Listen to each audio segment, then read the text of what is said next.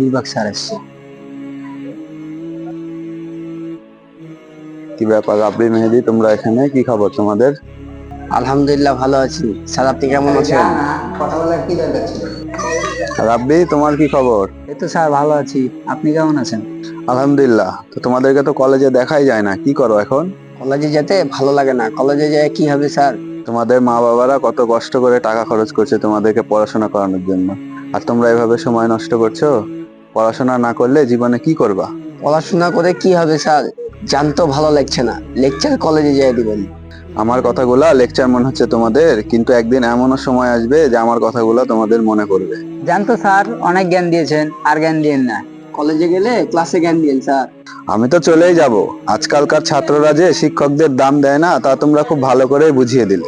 সবই যখন বুঝেন তাহলে জ্ঞান দিতে আসছেন কেন? দোষ তোমাদের না, দোষ তোমার গুরুজনদের।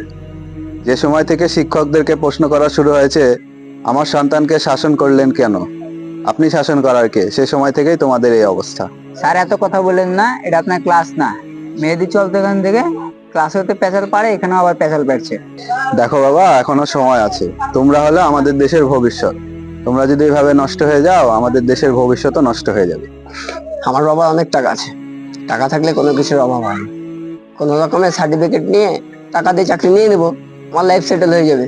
পড়াশোনার কোনো মূল্য নাই, টাকা থাকলে সব পাওয়া যায়। হ্যাঁ, ঠিকই বলেছো, টাকা থাকলে সবই পাওয়া যায়। টাকা দিয়ে তুমি একটা চাকরিও পেয়ে যাবা, কিন্তু টাকা দিয়ে তুমি একটা পরিপূর্ণ মানুষ হতে পারবা না। টাকা দিয়ে জ্ঞান কিনতে পারবা, যেটা তোমাদের অনেক অভাব। তুই চল না ভাই, এত কথা বলছিস কেন? জানিস না ওনার জ্ঞান দিতে আসলে আর থামে না। চল।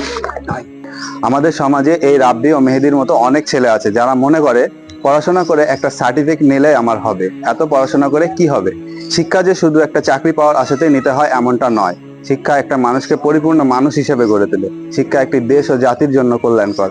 পরিপূর্ণ শিক্ষা ব্যবস্থায় একটি দেশ ও জাতিকে এগিয়ে নিয়ে যেতে পারে, কারণ শিক্ষাই জাতির মেরুদণ্ড। যে জাতি যত বেশি শিক্ষিত, সেই জাতি তত বেশি উন্নত।